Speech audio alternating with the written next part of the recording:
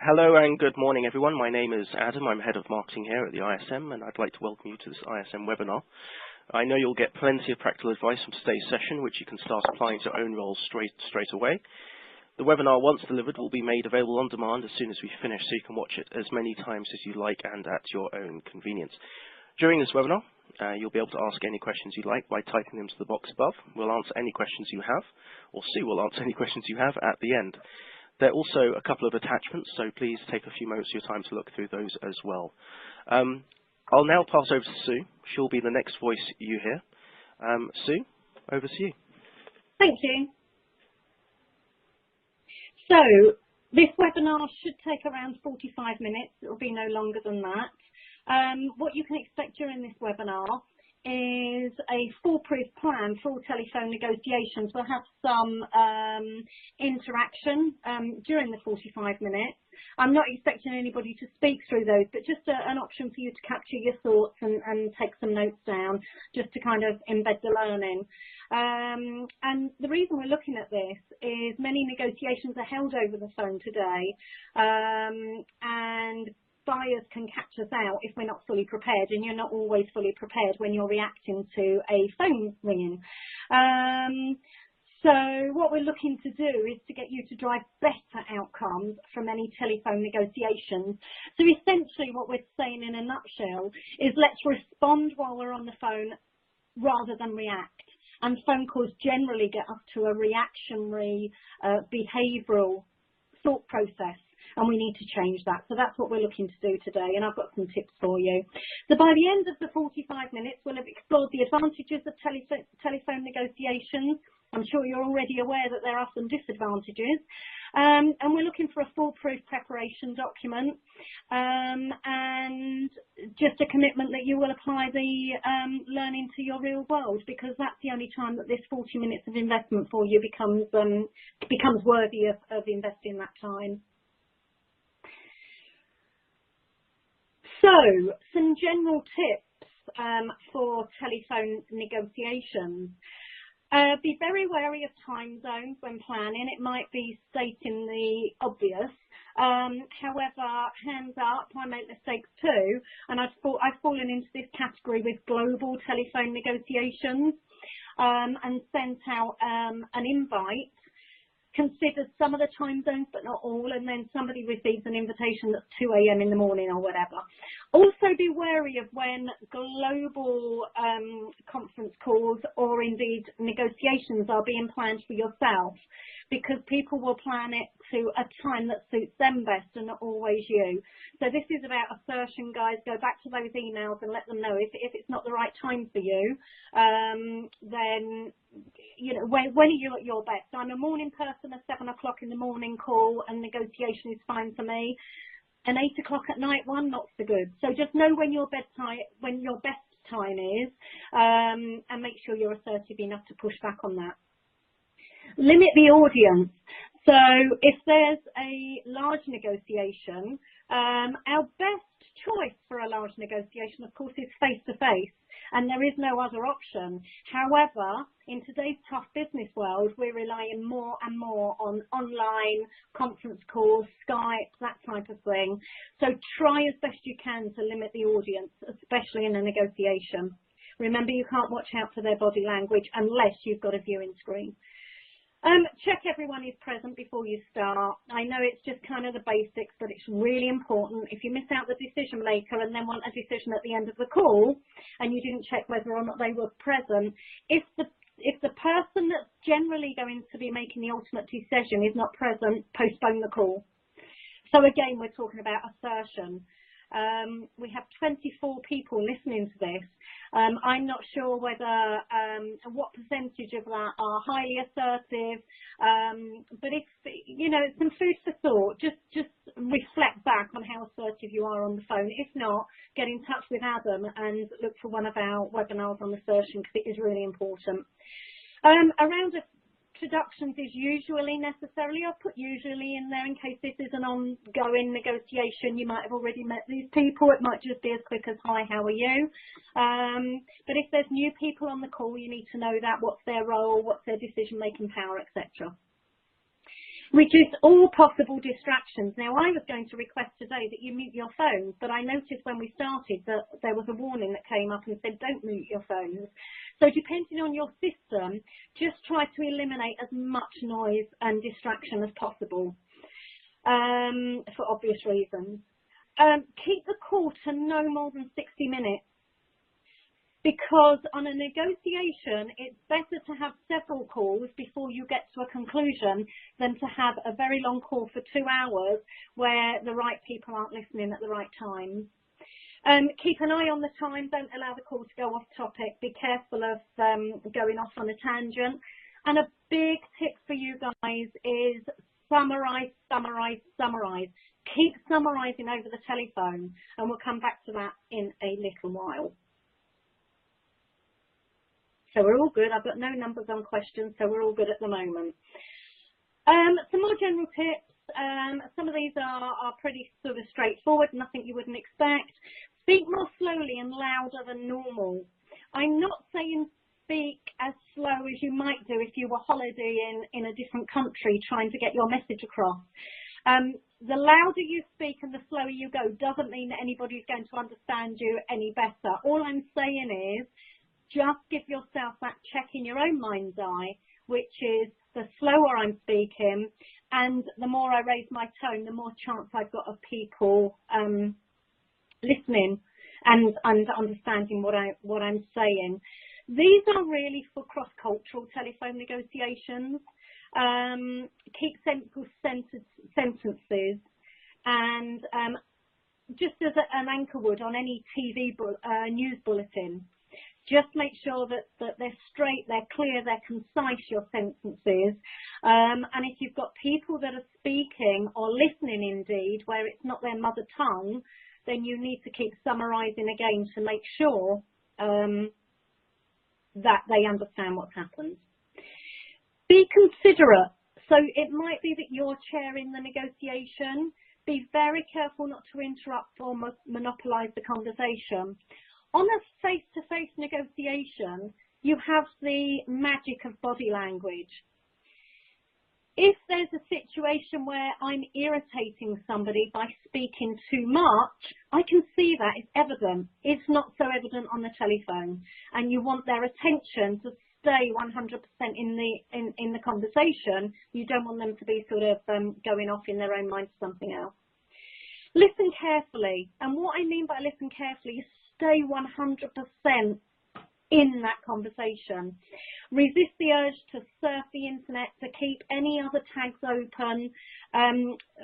Be very careful of the online messaging systems that you may or may not have. All the time your mind is doing something else, you're just hearing the fact that somebody else is speaking. Your mind cannot then absorb the information. And what I want you to listen for, and we may speak about this later on if we've got time, but I want you to get as many tips as you can. Get that pen and paper ready, guys, because these tips are going to come out to you. And one thing I want you to capture is summarise, summarise, summarise. And I will keep repeating that message. The second thing that I want you to capture is what you're listening for in any negotiation. It are signals of movement. Now, if I'm at a drop box below messaging my buddy that's also on the call, then I might miss some crucial signals of movement. What we're trained to listen for in negotiation is the number. With salespeople, we're interested in what's the number, what's the percentage discount. That will not tell you anything. So write this one down as well. The signals of movement are the precursors that come before the number. So when I'm speaking to you, if I say I'm looking for something around 10% discount, then that tells you, like a red alert, round about there's two signals of movement.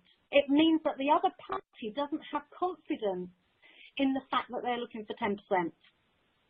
So tip from me, listen carefully, listen for signals of movement, and just be prepared that it's not the number, it's the precursor that comes before the number that will tell you whether or not there's movement there for you.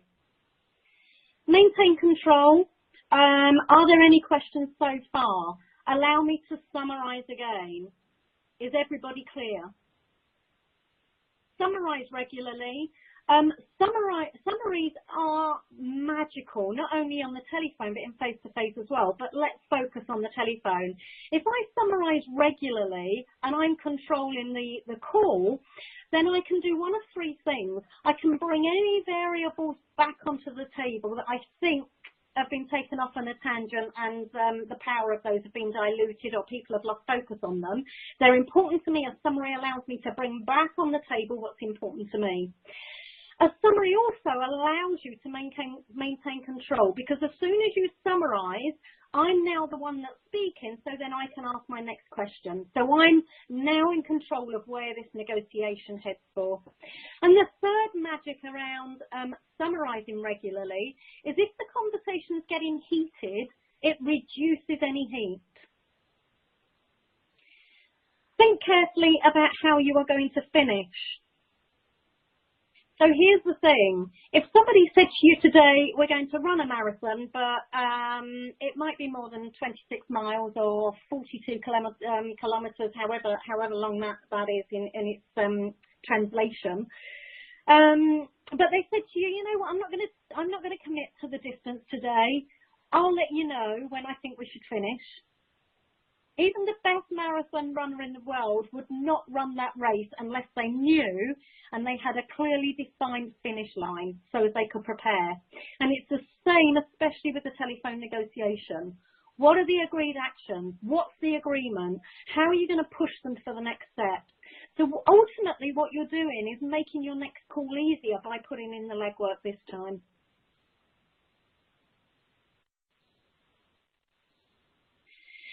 This is an interesting one, facts versus feelings.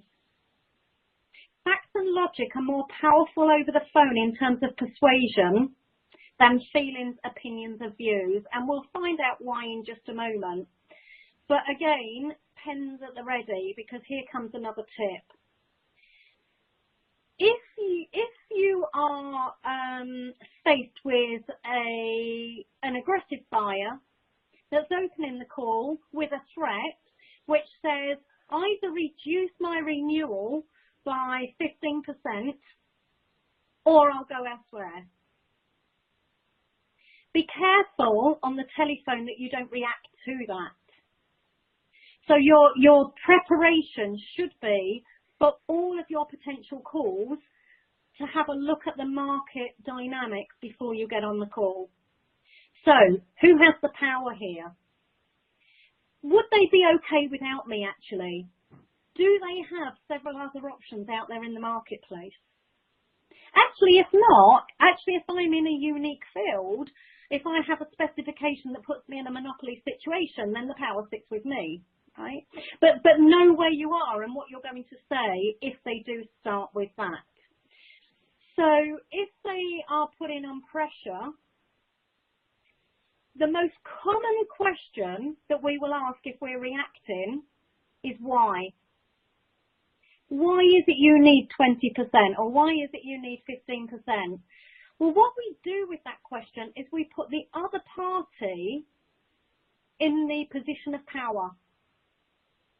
Because if they provide their logic to us that makes its compelling argument, it's accurate, it makes 100% sense to us, then we have no other answer to it but hands up, I get you, yeah, we've got a problem.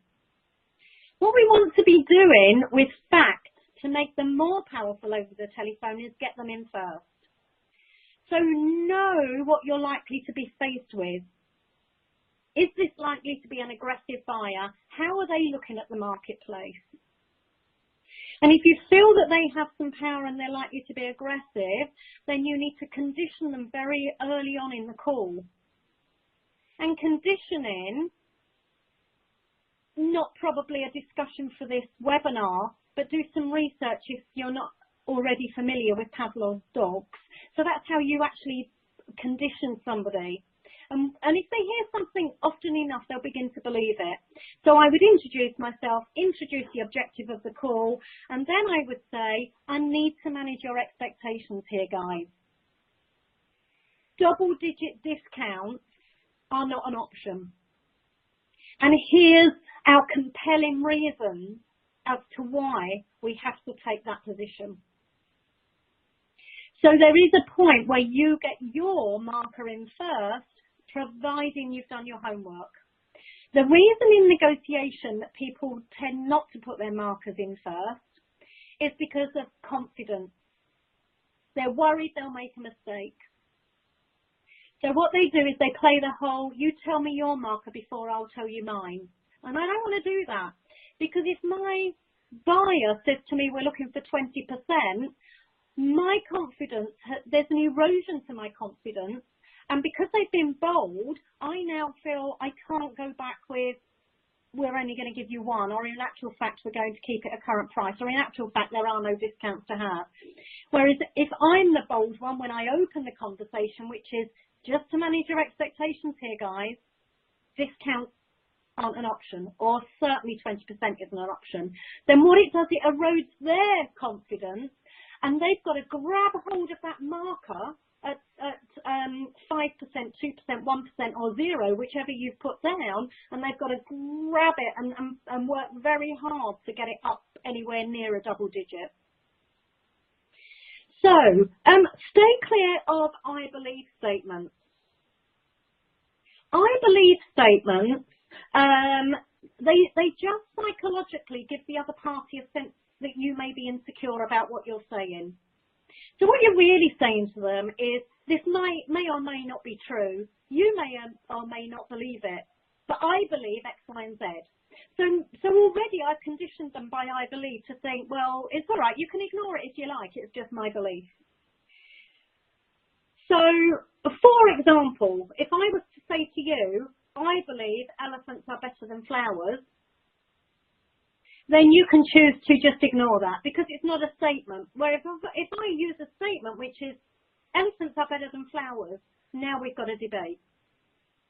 So show your assertion and be very careful of putting I believe statements. Once again, we go back to listening. Listen more than you talk. We all know with a lot of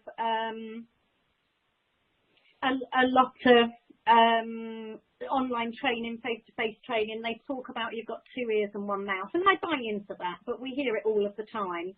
What I'd like to say to you is listen 80% of the time and talk 20% of the time. Because here's the thing, if I'm speaking, I speak from a perspective that I already know. I can only speak from information I already have. If I'm listening, I'm learning more about the other party. So listen more than you talk. If you've got some great open questions, just ask the open questions and listen. And I promise you, buyers will start to sing like canaries, especially if they need you. The biggest question I get from buyers is, show me how to manage a negotiation when I'm in a zero power negotiation. And a lot of buyers have a perception that they have less power. That's what drives a lot of the time their aggressive behaviour, which makes us believe that they're thinking they have all the power. So listen more than you talk.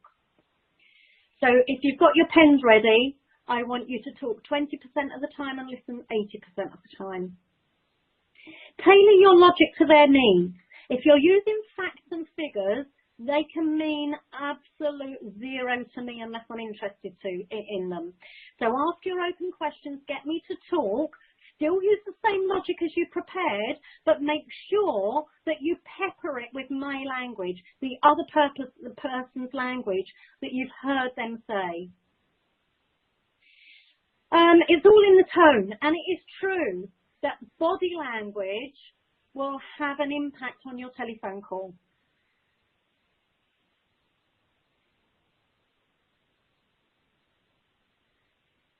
So, smile and show confidence.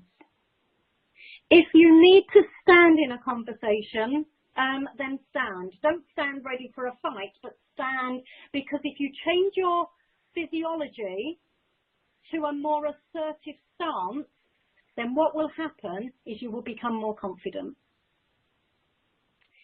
Intonation and tone is key.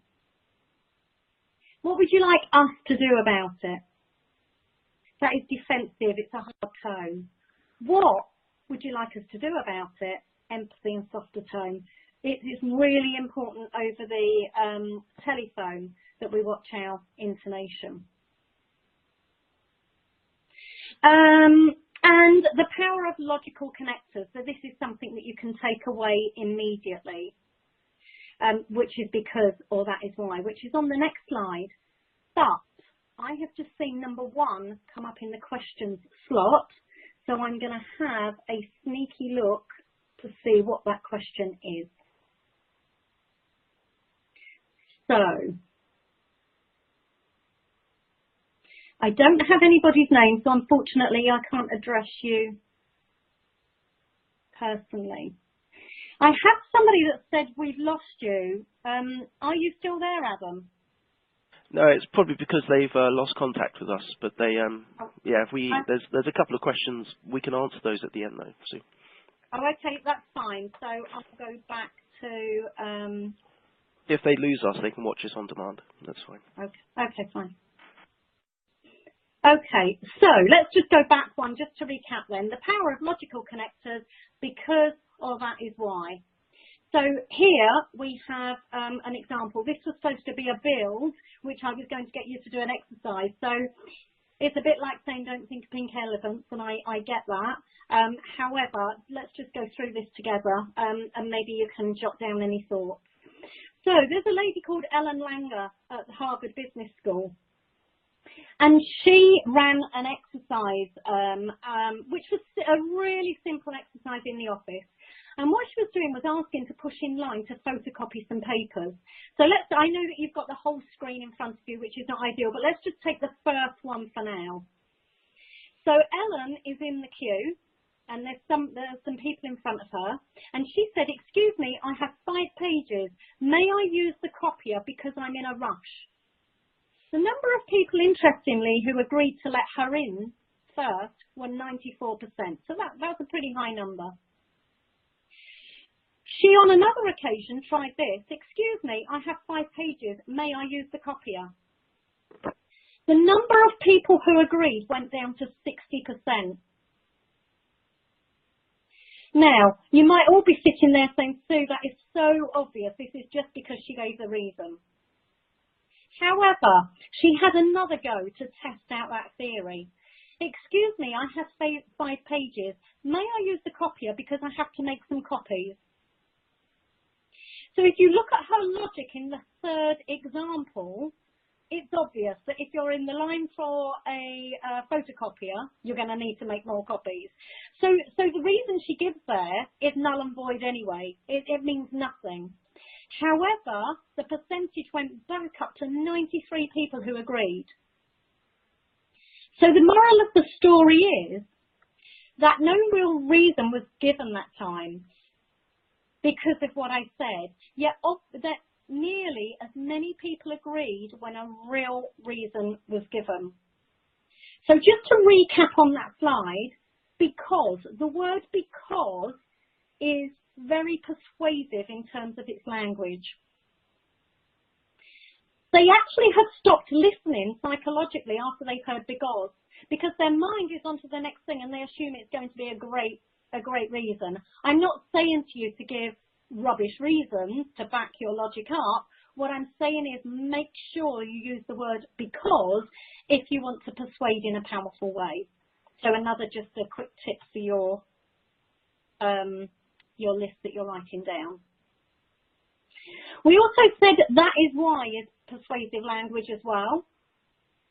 And it kind of is along the same lines as the because phrase, but we need change. That is why I will become your new president. So what he does there is he gets his logic in first. He lets people know why. What's in it for them? Why should they listen? And also it shows that true belief without saying I believe. So, you know, we need to ensure that we stick to what's important to us, guys. We need to manage our expectations here. That is why we open today with discounts are not an option for us, at least not up to 20%. So you might want to give them the signal of movement, but you're still very strong conditioning and an assertive way to say it's unlikely to go over a certain number.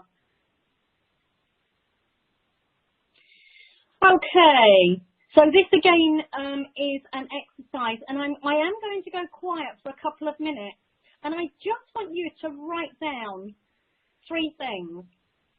I'd like you to write down 3 advantages, 3 things that you think is an advantage to negotiating over the telephone, 3 things that would give you an advantage if you were negotiating over the telephone. I'd like you to write down 3 disadvantages, 3 things negotiating over the telephone that would put you at a disadvantage. And then I'd like you, based on what I've said so far, just to capture 3 top tips.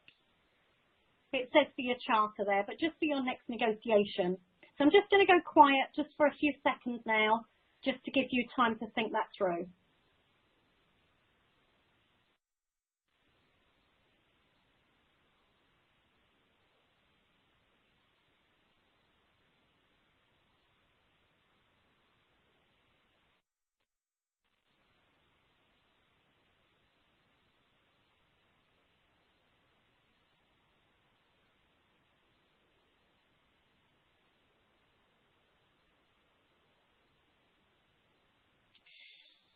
Okay, that maybe wasn't enough time for all 9. Take those questions if you haven't had a chance on here. I just don't want it to be silent for too long because that's not best practice. But do that exercise. Just give some food for thought.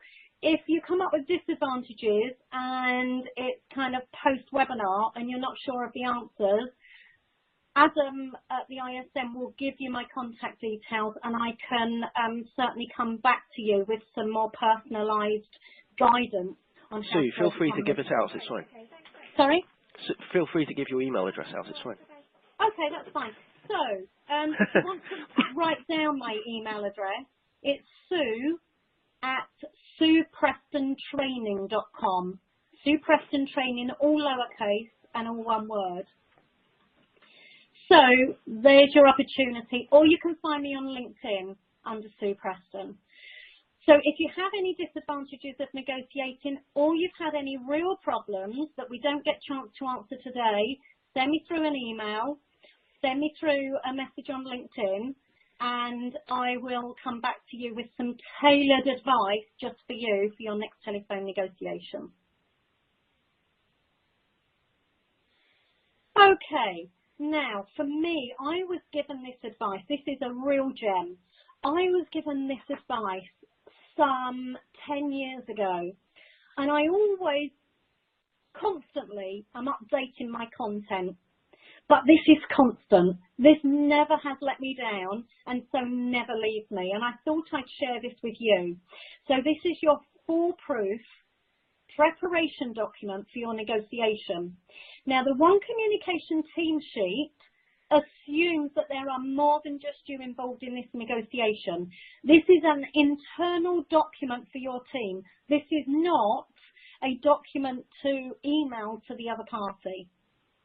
The reason for this is on a negotiation over the phone, we need to guarantee that as a team, we are absolutely in sync, especially as in today, Adam and myself are a team, but we are in completely different places of the UK. So Adam and I have practiced for this webinar. We work together very regularly anyway, but we need to know how to work together, because if we're in a negotiation and I'm negotiating as the lead negotiator, and Adam steps in because in his mind he thinks that's required, then we could come under all sorts of movement issues by between the two of us we're moving too quickly and too much. So let's have a look then at the One Communication team sheet. This is one sheet document, one file on Word or whichever software you prefer to use, or your iPad or your tablet, or even your phone on a phone on your notes page.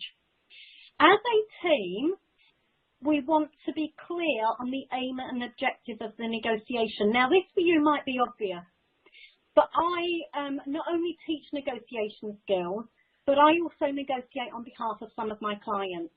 And sometimes I prepare them for a big negotiation. And I can't tell you the number of times I go in to consult and coach them through the preparation. And what I'll do is have a one-to-one with each of the team members. Sometimes there might be 2 in a team, 3 in a team. Sometimes it might be 8 or 10 people in a team. And I'll ask each of them individually, what is your aim for this negotiation or the next phone call? And I can get 4 or 5 different responses. So then I bring all the team back together and I say to them, we need to do some work. We get some flip charts out, because here's the thing, if you're not clear as a team on the clarity of your objective, if I don't know, then I can't assume that the buyer will know either. It also is one of the ways that you will lose confidence, but also control very quickly in a negotiation. So really key there, aim, objective of the negotiation. That's what you're going to write right at the top of your One Communication sheet. Get the team together, make sure everybody's clear. Next thing you're going to do is your key conditioning statement to manage the other party expectations. So, buyers, I'm sure all of you have heard this from your buyers. We are under extreme cost pressure. We need to drive prices down. We're getting all of our suppliers to review their price structure. And they're using emotion and the pressure of emotion to make you feel unreasonable. So how are you going to counter their conditioning statement if they get it in first? But even better than that, what's your key conditioning statement when you first open the negotiation? I call this the dripping tap theory. So if I have a strong conditioning statement to use at the beginning of my negotiation, that becomes my bottom line during the negotiation. So when I'm feeling pressure at the moving stage, I can go back to them and say, as I said right at the very beginning of this call, double digits are not an option for us. So it becomes your bottom line. So I want to write that on my One Communication team sheet to make sure everybody's clear. And writing words on a piece of paper or on a file on a laptop, iPad or whatever is very different to verbalizing it. So don't let your telephone call be the first time you said it. So rehearse that conditioning statement as well. Also on your One Communication team sheet, what's the open discussion?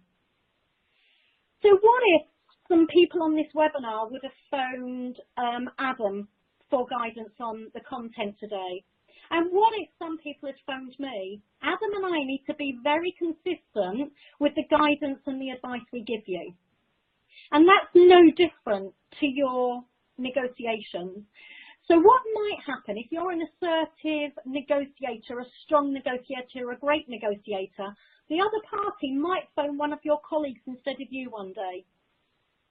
So your colleagues need to know what information is open to discuss and what's not. So here you're going to agree 5 or 6 points that's for open discussion. And these can go back to conditioning statements. So relationship is key to us. There's no secrets there, that's important. You can share that. We in this business have the technical expertise. We don't say that we come cheap, we say that we're the best out there. That's okay, you can discuss that.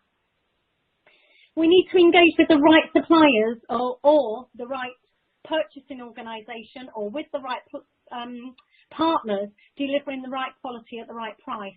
This turned around will be a conditioning statement from your buyers. They often will say we need to work with the right suppliers delivering the right quality at the right price.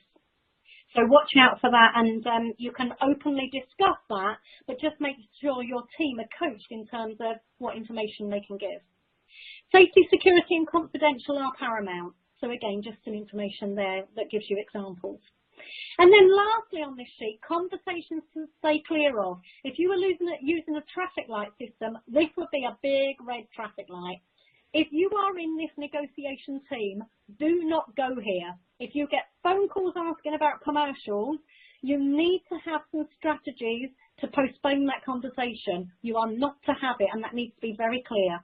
We are only ever going to talk about cost, pricing and budget when I, as lead negotiator, are chairing the phone call. It might be length of contract you don't want discussed, technical specifications. You don't want this discussed if you've got engineers in your negotiation team. Because engineers have the passion, the desire to have all the bells and whistles. So if this is about transport, for example, I don't need an Aston Martin to take me from where I live in East Sussex to Gatwick. I just need a taxi that's going to be reliable, right? So be very careful on your technical guys talking about specifications without you having coached them or certainly in the room with them. And of course, you don't want any of your team to be talking about any of your weaknesses. Be aware of your weaknesses that you don't want them used. So that's a very, very, very strong document to prepare yourself for a phone call. You can also have this as a generic document.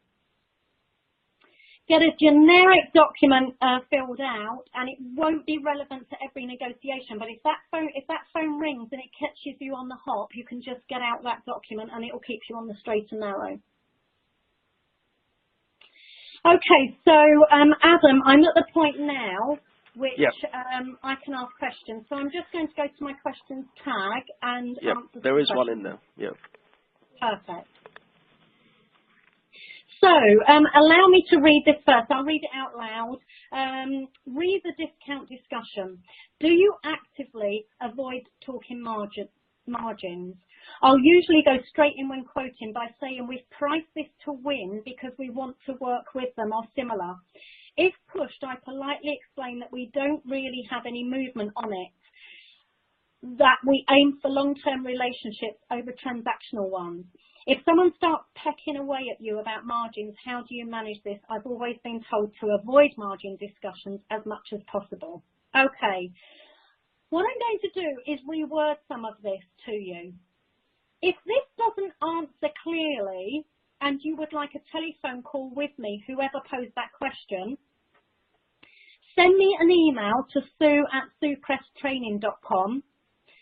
Let me have your telephone number and I'll give you a call back. But for the benefit of the other 61 people that are on here, I'm going to reword the last part of that after if pushed. So I politely explain that we don't really have any movement on it. Forgive me, but I'm going to pull this apart a bit. We don't really have any movement. We doesn't allow you to take ownership in an assertive way. So I would be using I statements whenever I can. The other words I would strip out of there is don't really have. So when I talk about signals of movement, you are giving the other party 3 big signals there to say, I don't really have any movement on it, but if you push me, I probably will have. So what I want you to be saying is, as we said at the beginning of this call, there isn't movement on that issue. What we do within our organisation is we work on, so we don't aim for, because here's the thing, you don't always hit what you aim for. So, as I mentioned at the beginning of the call, there isn't movement on that issue. Here at XYZ Business, we focus on long-term relationships, really getting to know our partners that we're working with and that we're supplying. And that's all you need to say. Now, if they push you, you see, here's the thing is, will they push you? Prevention's better than cure in a negotiation. Do everything you can up until that point to not give them the option to push you. If you feel you're being pushed, just summarise, go back to your key points. So I'll come back to your question. in just a moment. I haven't forgotten. However, let's summarise. So we started the conversation today. I managed your expectation. That hasn't changed and that won't change. We're really passionate in our business around long-term relationships. You spoke to me about having the right supplier at the right price without compromising quality. One thing we won't do for you is compromise quality. I can't promise you the cheapest option in the market. Be careful with that. Make sure you know that they still need you. If they only have one or two suppliers, the other thing is if they phoned you, they're in the market for something. If I'm ever asked to email over quotations, I always email at my ideal. It's not unreasonable, it's not unrealistic, but it'll always be my starting point at cost. Because some people are simply request for information and they could just be asking you for information so that they can take it back to their existing supplier and push them down on price. And that's fine, they can do that. But they won't get the price that we could get to once I get to really know their business. Once there's a synergy with us and our culture and they like the way I work, I know more about them, then I'll start making movement on pricing. But what I'd like you to remember, the person that sent me this question, is negotiation. The key word to negotiation is movement. So if I'm not prepared to move at all, this is not a negotiation, it's just an argument. So in a transactional, which you've asked, competitive negotiation, if I'm selling widgets and they say to me, your widgets cost £1, and I say, I'm only giving you 75p, and then I say, no, you're pushing me, but I'm not going to move, that's just an argument. So you need, if you want £1, then you've got to go in there and be bold and ask them for £1.10. Okay, let me go back into the question. I don't think there are any more questions. The person who did ask that question, we can send their details on to you, and you can email them back. Perfect. So I'm done then.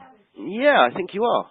If there are any other questions after the fact, please do get in touch with us. I'll get Sue to get in touch with you. But Sue is back. This isn't her last webinar. This is a part 1 of 2, I believe. Part 2 is next Tuesday at 11 a.m. on the 10th of April.